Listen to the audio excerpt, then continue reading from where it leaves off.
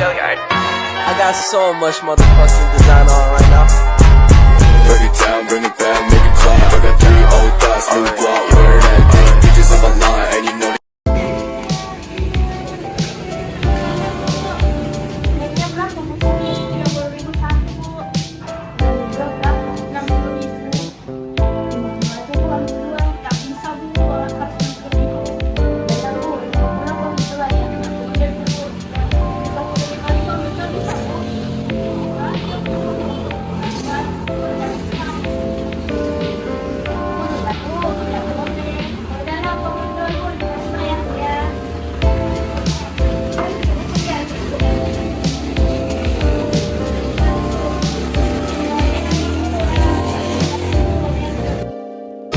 Assalamualaikum warahmatullahi wabarakatuh.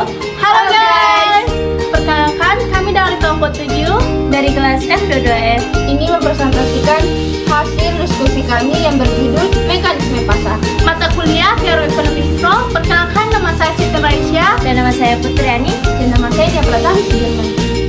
Baiklah, saya di sini akan menjelaskan tentang pengertian pasar persaingan sempurna. Pasar persaingan sempurna adalah pasar yang di dalamnya terjadi transaksi antara penjual dan pembeli dalam bentuk penawaran dan permintaan produk. Yang membedakan dari pasar biasa ialah di dalam sistem transaksi yang dilakukan dipengaruhi oleh naik turunnya harga. Adapun ciri-ciri pasar persaingan sempurna yang seperti kalian lihat di samping itulah ciri-ciri pasar persaingan sempurna. Yang pertama itu, 1. Harus ada penjual dan pembeli yang jumlahnya sama banyak. Yang kedua, pedagang bebas menutup atau membuka usaha. Yang ketiga, barang yang dijual bersifat homogen. Keempat, penjual dan pembeli mengetahui informasi harga yang jelas. Baiklah, saya akan menjelaskan tentang pembahasan kedua, yaitu penawaran. Kurva penawaran adalah jumlah yang ditawarkan, jumlah barang yang tersedia dan mampu dijual oleh penjual. Penawaran adalah jumlah dan jasa yang ada dan bisa ditawarkan oleh pihak produsen kepada masyarakat atau konsumen pada rentang harga dan waktu tertentu. Berikut faktor yang mempengaruhi penawaran terhadap sebuah barang dan jasa. Pertama itu, pajak dan subsidi. Kedua, biaya produksi dan teknologi. 3. Persaingan produsen. 4. Ketersediaan barang pengganti. 5. Faktor alam. Kemudian pergeseran kurva pada permintaan.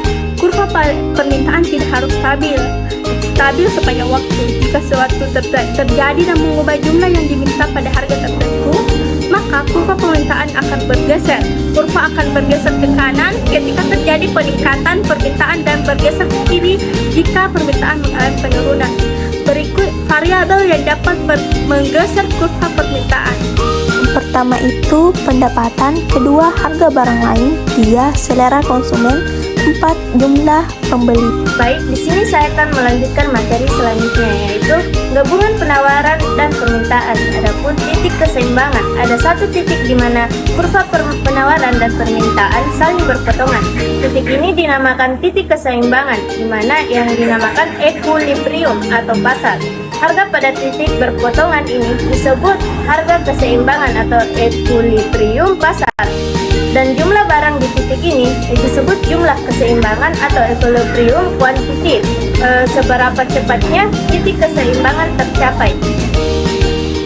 Berbeda dari satu pasar ke pasar lainnya, bergantung pada seberapa cepatnya harga dapat disesuaikan. Pada sebagian besar pasar bebas, surplus dan kekurangannya sifatnya hanya sementara, karena harga pada akhirnya akan bergerak menuju titik keseimbangan.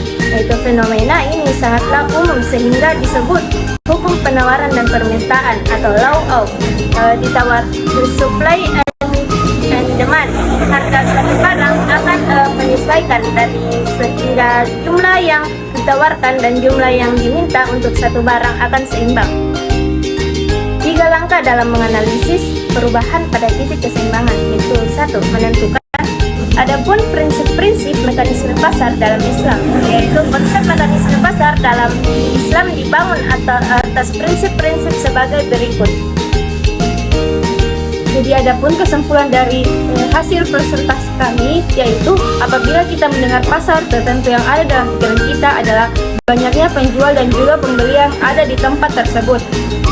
Sehingga secara sederhana pasar dapat diartikan sebagai suatu tempat di mana pembeli dan penjual bertemu untuk melakukan aktivitas jual beli barang ataupun jasa. Sedangkan pasar menurut Islam, ekonomi dapat kita jelaskan bahwa pasar merupakan tempat bertemunya baik penjual maupun pembeli guna melakukan transaksi pembeli dan penjual barang ataupun jasa sehingga nanti tercipta harga keseimbangan sebagai harga yang berlaku di pasar saat itu dan juga dapat menetapkan jumlah yang nantinya diperdagangkan. Dengan demikian dapat ditarik suatu kesimpulan bahwa pada setiap pertemuan antara penjual maupun pembeli akan terbentuk suatu harga keseimbangan sebagai harga yang disepakat antara pihak penjual dan juga pembeli. Seringkali kita melihat pasar yang di sekitar kita dalam bentuk pasar konkret atau nyata bisa dilihat langsung oleh mata kita sendiri secara nyata. Misalnya pasar barang kebutuhan pokok, semua aktivitas yang dilakukan di pasar dan dasarnya melibatkan dua pelaku utama, yaitu produsen dan konsumen. Keduanya memiliki peran besar terhadap pembentukan harga barang yang ada di pasar. Sekian dari diskusi kelompok kami. Wassalamualaikum warahmatullahi wabarakatuh.